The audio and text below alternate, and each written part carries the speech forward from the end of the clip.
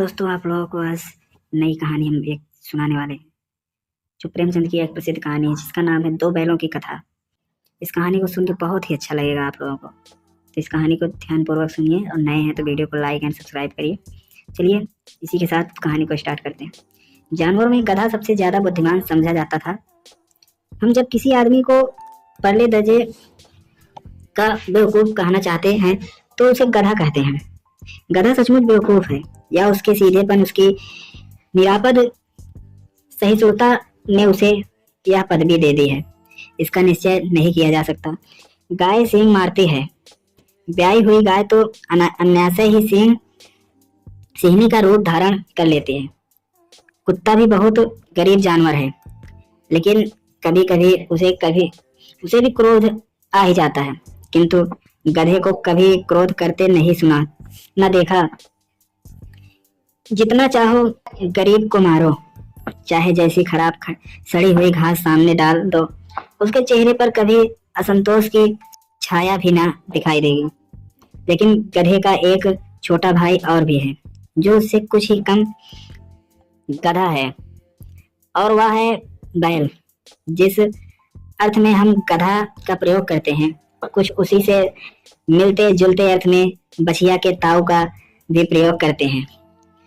कुछ लोग बैल को शायद बेवकूफ में सर्वश्रेष्ठ कहेंगे, मगर हमारा विचार ऐसा नहीं है। बैल कभी कभी मारता भी है, कभी कभी अड़ियल बैल भी देखने में आ जाता है, और भी कई रीतियों से वह अपना असंतोष प्रकट कर देता है।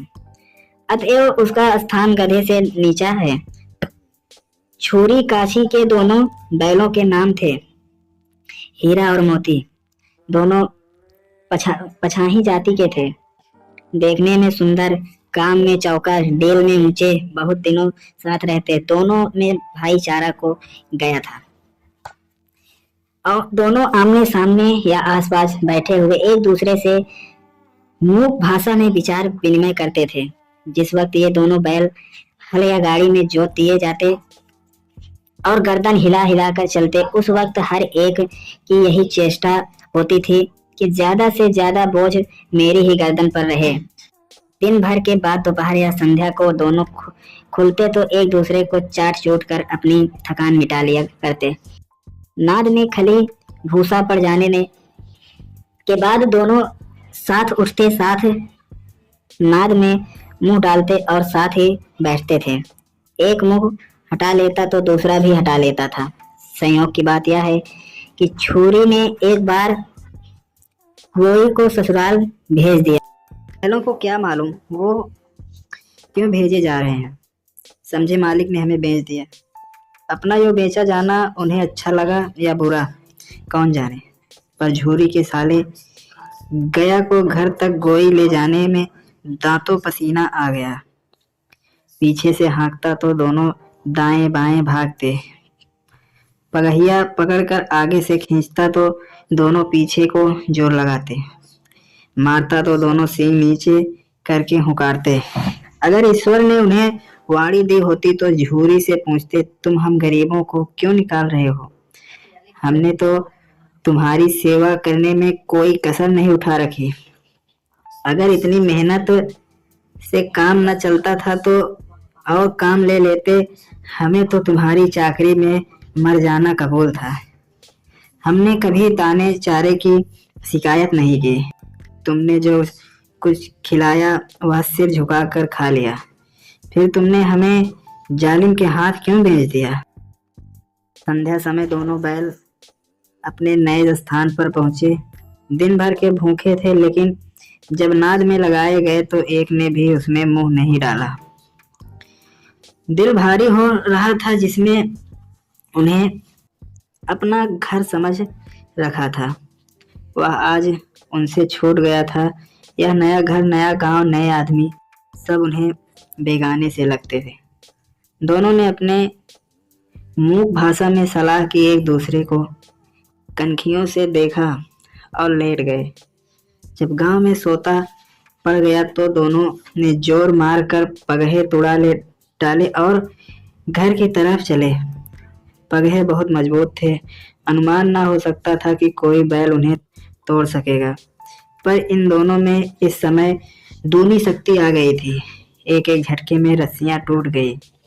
झूरी प्रातःकाल सोकर उठा तो देखा कि दोनों बैल चलनी पर खड़े, दोनों की गर्दनों में आधा आधा गराव लटक रहा था। घुटनों तक पांव कीचड़ से भरे हैं और दोनों की आंखों में विद्रोह में स्नेह झलक रहा है। झूरी बैलों को देखकर स्नेह से गदगदा हो गया। दौड़कर उन्हें गले लगा लिया। प्रेमालिंगन और चुंबन का वह दृश्य बड़ा ही मनोहर था। घर और गांव के लड़के जमा हो गए और तालियां बजा बजा कर उनका स्वागत करने लगे। गांव के इतिहास में यह घटना अभूतपूर्व न होने पर भी महत्वपूर्ण थी। बाल सभा ने निश्चय किया, दोनों पसवीरों को अभिनंदन पत्र देना चाहिए। कोई अपने घर से रोटियां लाया, कोई गुड़, कोई चोकर, कोई भूसी। झूरी की स्त्री ने बैलों को द्वार पर देखा तो जल उठी।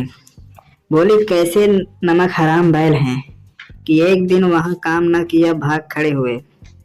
झूरी अपने बैलों पर आक्षेप न सुनकर सका, नमक हराम क्यों है?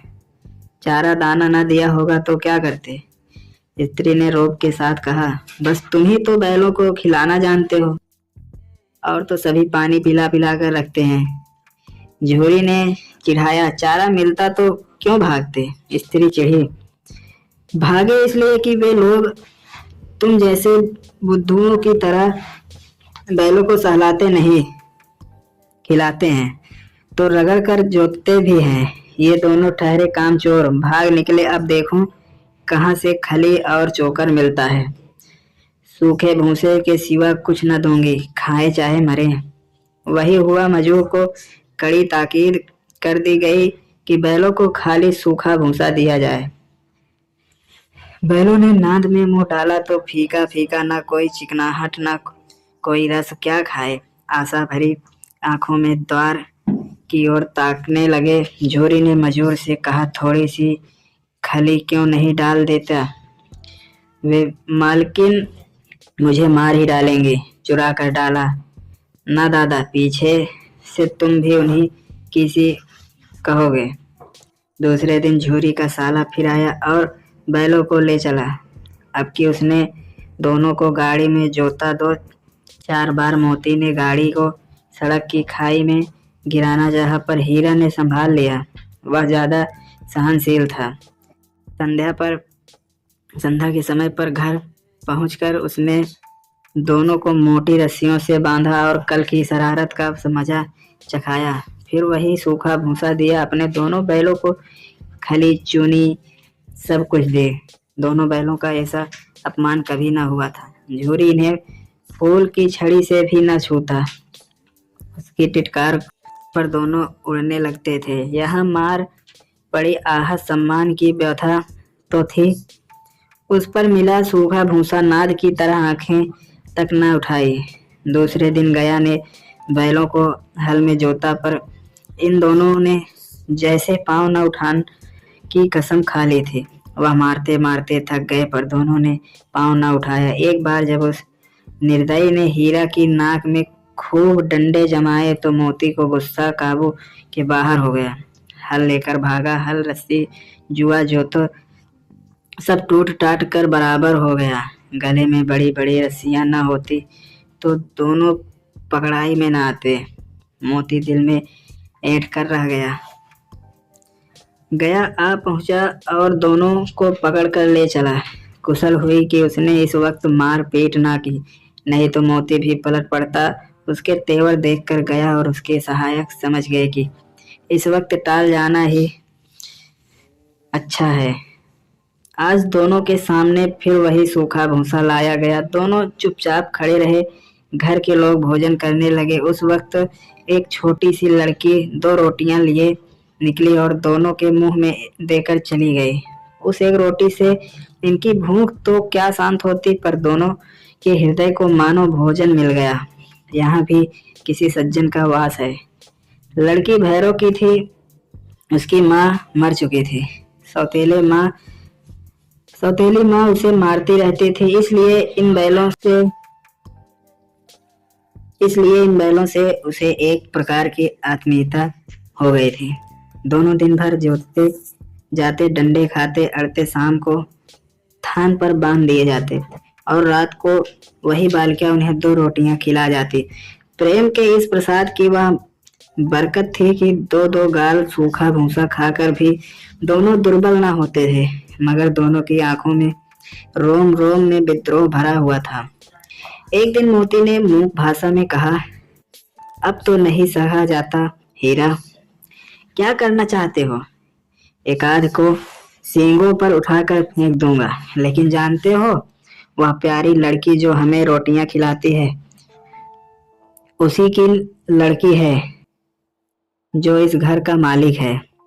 यह बेचारी अनाथ ना हो जाएगी तो मालकिन को न फेंक दूं? वही तो उस लड़की को मारती है, लेकिन औरत जात पर सींग चलाना मना है।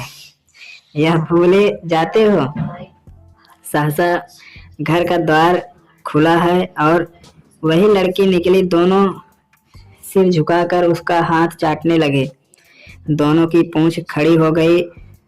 उसने उनके माथे सहलाए और बोली, खोले देती हूँ, चुपके से भाग जाओ, नहीं तो यहाँ लोग मार डालेंगे। आज घर में सलाह हो रही है कि इनकी नाकों में नाथ डाल दिया जाए। उसने गराव खोल दिया, पर दोनों चुपचाप खड़े रहे। मोती ने अपनी भाषा में पूछा, अब चलते क्यों नहीं? हीरा ने कहा, चलें तो, लेकिन कल इस अनाथ पर आफत आएगी, सब इसी पर संदेह करेंगे। सहसा बालिका चिल्लाई, फूफा वाले दोनों बैल भागे जा रहे हैं। ओ दादा दादा, दोनों बैल भागे जा रहे हैं, जल्दी दौड़ो। गया हड़बड़ा कर भीतर से निकला और बैलों को पकड़ने चला। वे दोनों भागे। गया ने पीछा किया, वे और भी तेज हुए। गया ने शोर मचाया, फिर गांव के कुछ आदमियों को भी साथ लेने के लिए लौटा। दोनों मित्रों को भागने का मौका मिल गया। सीधे दौड़ते चले गए, यहाँ तक कि रास्ते का ज्ञान न रहा। जिस परिचित मार्ग से आए थे उसका यहाँ पता न था। नए नए गांव मिलने लगे। तब दोनों एक खेत के किनारे खड़े होकर सोचने लगे, अब क्या करना चाहिए। हीरा ने कहा, मालूम होता है राह भूल गए हैं। तुम भी बेतहाशा भागे, वहीं उसे मार गिराना था। उसे मार गिराते तो दुनिया क्या कहती, वह अपना धर्म छोड़ दे। लेकिन हम अपना धर्म क्यों छोड़े? दोनों भूख से व्याकुल हो रहे थे। खेत में मटर खड़ी थी, चलने लगे। रह रहकर आहट लेते थे, कोई आता तो नहीं है।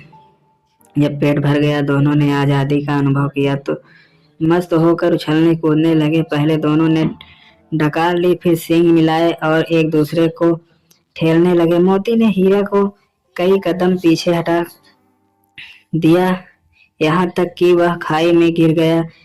तब उसे भी क्रोध आया, संभल कर उठा और फिर मोती से भिड़ गया। मोती ने देखा खेल में झगड़ा हुआ चाहता है तो किनारे हट गया। अरे यह क्या, कोई सांड डकारता चला आ रहा है। हाँ, सांड ही है, वह सामने आ पहुंचा। दोनों मित्र बगले झांक रहे हैं। सांड पूरा हाथी है, उससे भिड़ना जान से हाथ धोना है। लेकिन न भिड़ने पर भी तो जान बचती नहीं। नजर आती इन्हीं की तरफ आ भी रहा है। कितनी भयंकर सूरत है। मोती ने मूक भाषा में कहा, बुरे फंसे, जान कैसे बचेगी? कोई उपाय सोचो। उपाय यही है कि उस पर दोनों जने एक साथ चोट करें। मैं आगे से रगेड़ता हूँ, तुम पीछे से रगेड़ो। दोहरी मार पड़ेगी तो भाग खड़ा होगा। जो ही मेरी और झपटे, तुम बगल से उसके पेट में सींग घुसेड़ देना।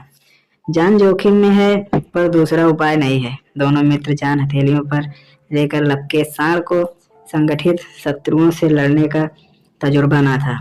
वह तो एक शत्रु से मल्लयुद्ध करने का आदी था। ज्यों ही हीरा पर झपटा, मोती पीछे से दौड़ाया। सांड उसकी तरफ मुड़ा तो हीरा ने रगेदा। सांड चाहता था कि एक एक करके दोनों को गिरा ले, पर ये दोनों भी उस्ताद थे, उसे यह अवसर न देते थे। एक बार सांड झल्लाकर हीरा का अंत कर देने के लिए चला तो मोती ने बगल से आकर उसके पेट में सींग भोंक दी। सांड क्रोध में आकर पीछे फिरा तो हीरा ने दूसरे पहलू में सींग चुभा दिया। आखिर बेचारा जख्मी होकर भागा और दोनों मित्रों ने दूर तक उसका पीछा किया, यहाँ तक कि सांड बेदम होकर गिर पड़ा। तब दोनों ने उसे छोड़ दिया। दोनों मित्र विजय के नशे में झूमते चले जाते थे। सामने मटर का खेत था ही, मोती उसमें घुस गया। हीरा मना करता रहा पर उसने एक न सुनी। अभी 2 ही 4 ग्राम खाए थे कि 2 आदमी लाठियां लिए दौड़ा पड़े और दोनों मित्रों को घेर लिया।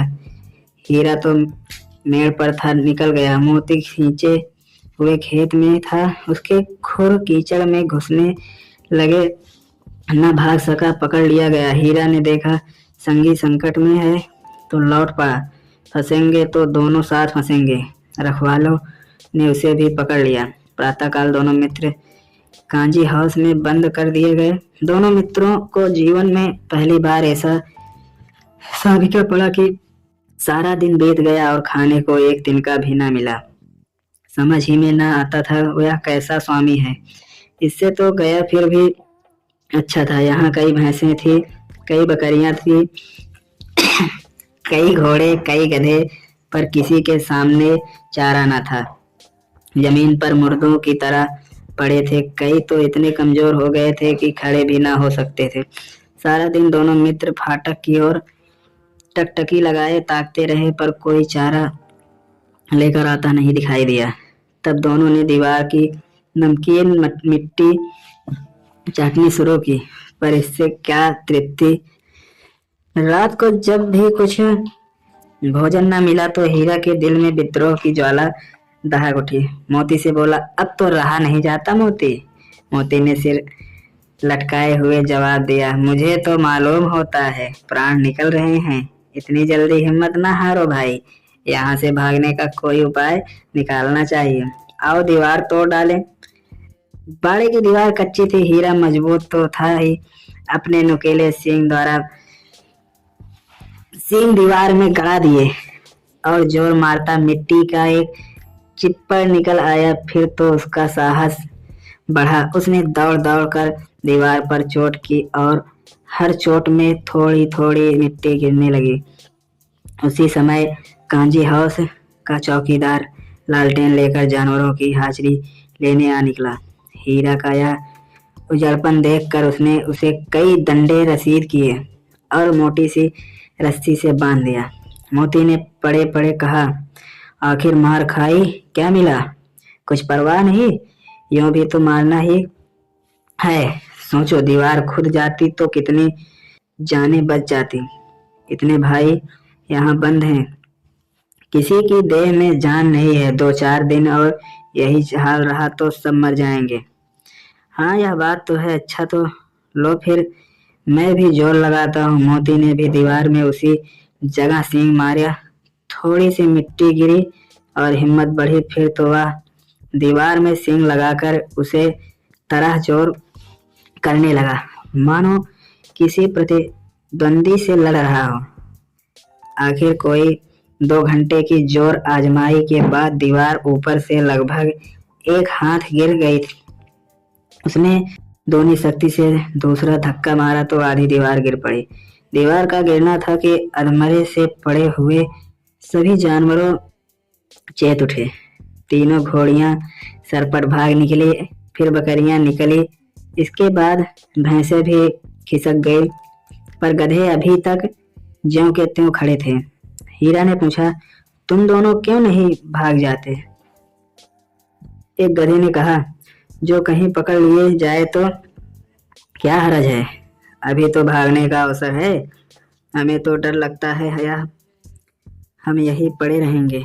आधी रात से ऊपर जा चुकी थी। दोनों गधे अभी तक खड़े सोच रहे थे कि भागे या ना भागे, और मोती अपने मित्र की रस्सी तोड़ने में लगा था। जब वह हार गया तो हीरा ने कहा, तुम जाओ, मुझे यहीं पड़ा रहने दो, शायद कहीं भेंट हो जाए। मोती ने आंखों में आंसू लाकर कहा, तुम मुझे इतना स्वार्थी समझते हो हीरा? हम और तुम इतने दिनों एक साथ रहे और आज तुम विपत्ति में पड़ गए तो मैं तुम्हें छोड़कर अलग हो जाऊं? हीरा ने कहा, बहुत मार पड़ेगी, लोग समझ जाएंगे यह तुम्हारी शरारत है। मोती गर्व से बोला, जिस अपराध के लिए तुम्हारे गले में बंधन पड़ा उसके लिए अगर मुझे मार पड़े तो क्या चिंता। इतना तो हो ही गया है कि 9-10 प्राणियों की जान बच गई, वे सब तो आशीर्वाद देंगे। यह कहते हुए मोती ने दोनों गधों को सींगों से मार मार कर बाड़े से बाहर निकाला और तब अपने बंधु के पास आकर सो सो रहा। भोर होते ही मुंशी और चौकीदार तथा अन्य कर्मचारियों में कैसी खलबली मची, इसके लिखने की जरूरत नहीं। बस इतना ही काफी है कि मोती की खूब मरम्मत हुई और उसे भी मोटी सी रस्सी में बांध दिया गया। 1 सप्ताह तक दोनों मित्र वहां बंधे पड़े रहे। किसी ने चारे का एक तृण भी नहीं डाला। हाँ, एक बार पानी दिखा दिया जाता था, यही उनका आधार था। दोनों इतने दुर्बल हो गए थे कि उठा तक नहीं जाता था। ठठरियां निकल आई थी।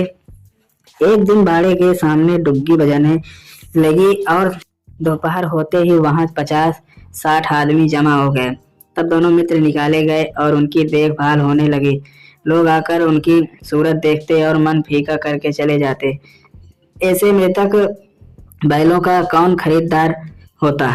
सहसा एक दढ़ियल आदमी जिसकी आंखें लाल थी और मुद्रा अत्यंत कठोर आया और दोनों मित्रों के कूल्हों में उंगली गोद कर मुंशी से बातें करने लगा। उसका चेहरा देखकर अंतर्ज्ञान से दोनों मित्रों के दिल कांप उठे। वह कौन है और उन्हें क्यों टटोल रहा है, इस विषय में उन्हें कोई संदेह न हुआ। दोनों ने एक दूसरे को भीत नेत्रों से देखा और सिर झुका लिया। हीरा ने कहा, गया के घर से नाहक भागे, अब जान ना बचेगी। यह आदमी छुरी चलाएगा, देख लेना। तो क्या चिंता, मांस खाल सींग हड्डी सब किसी न किसी काम आ जाएगी। नीलाम हो जाने के बाद दोनों मित्र उस दढ़ियल के साथ चले। दोनों की बोटी बोटी कांप रही थी। बेचारे पांव तक उन न उठा सकते थे, पर भय के मारे गिरते गिरते भागे जाते थे, क्योंकि वह जरा भी चाल धीमी हो जाने पर जोर से डंडा जमा देता था। राह में गाय बैलों का एक रेवड़ हरे हरे हार में चढ़ता नजर आया। सभी जानवर प्रसन्न थे, चिकने चपल, और कोई उछलता था, कोई आनंद से बैठा पागल करता था। कितना सुखी जीवन था इनका, पर कितने स्वार्थी हैं। सब किसी को चिंता नहीं कि उनके तो भाई बधिक के साथ पड़े कैसे दुखी हैं। सहसा दोनों को ऐसा मालूम हुआ कि यह परिचित राह है। हाँ, इसी रास्ते से गया उन्हें ले गया था। वही खेत, वही बाग, वही गांव मिलने लगे। प्रतिक्षण उनकी चाल तेज होने लगी। सारी थकान, सारी दुर्बलता गायब हो गई। आह, यह लो, अपना ही हार आ गया। इसी कुएं पर हम पुर चलाने आया करते थे। हाँ, यही कुआं है। मोती ने कहा, हमारा घर नगीच आ गया। हीरा बोला, भगवान की दया है, मैं तो अब घर भागता हूँ, यह जाने देगा। इसे मैं मार गिराता हूँ। नहीं नहीं, दौड़कर थान पर चलो, वहां से हम आगे न जाएंगे। दोनों उन्मत्त होकर बछड़ों की भांति कुलेल करते हुए घर की ओर दौड़े। वह हमारा थान है। दोनों दौड़कर अपने थान पर आए और खड़े हो गए। दढ़ियल भी पीछे पीछे दौड़ा चला आता था। छुरी द्वार पर बैठा धूप खा रहा था। बैलों को देखते ही दौड़ा और उन्हें बारी बारी से गले लगाने लगा। मित्रों की आंखों से आनंद के आंसू बहने लगे। एक झोरी का हाथ चाट रहा था। दढ़ियल ने जाकर बैलों की रस्सियां पकड़ ली। झोरी ने कहा, मेरे बैल हैं, तुम्हारे बैल कैसे? मैं मदेशी खाने से नीलाम लिए आता हूँ। मैं तो समझता हूँ चुराए लिए आते हो। चुपके से चले जाओ, मेरे बैल हैं, मैं बेचूंगा तो बिकेंगे। किसी को मेरे बैल नीलाम करने का क्या अख्तियार है? जाकर थाने में रपट कर दूंगा, मेरे बैल हैं। इसका सबूत यह है कि मेरे द्वार पर खड़े हैं। दढ़िया झल्लाकर बैलों को जबरदस्ती पकड़ ले जाने के लिए बढ़ा।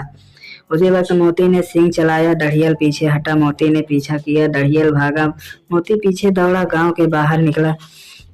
जाने पर वह रुका, पर खड़ा दढ़ियल का रास्ता देख रहा था। दढ़ियल दूर खड़ा धमकियां दे रहा था, गालियां निकाल रहा था, पत्थर फेंक रहा था, और मोती विजयी सूर की भांति उसका रास्ता रोके खड़ा था। गांव के लोग यह तमाशा देखते थे और हंसते थे। जब दढ़ियल हार कर चला गया तो मोती अकड़ता हुआ लौटा। हीरे ने कहा, मैं डर रहा था कि कहीं तुम गुस्से में आकर मार न बैठो। अगर वह मुझे पकड़ता तो मैं बेमारे न छोड़ता। हमारी जान को कोई जान ही नहीं समझता, इसलिए कि हम इतने सीधे होते हैं। जरा देर में नादों में खली, भूसा, चोकर और दाना भर दिया गया और दोनों मित्र खाने लगे। जोड़ी खड़ा दोनों तो सलाह रहा था और 20 लड़के तमाशा देख रहे थे। सारे गांव में उत्साह सा मालूम होता था। उसी समय मालकिन ने आकर दोनों के माथे चूम लिए। दोस्तों, इस कहानी का अंत हुआ और अगर आप लोग तो कहानी अच्छी लगी हो तो लाइक करके जाएं। धन्यवाद।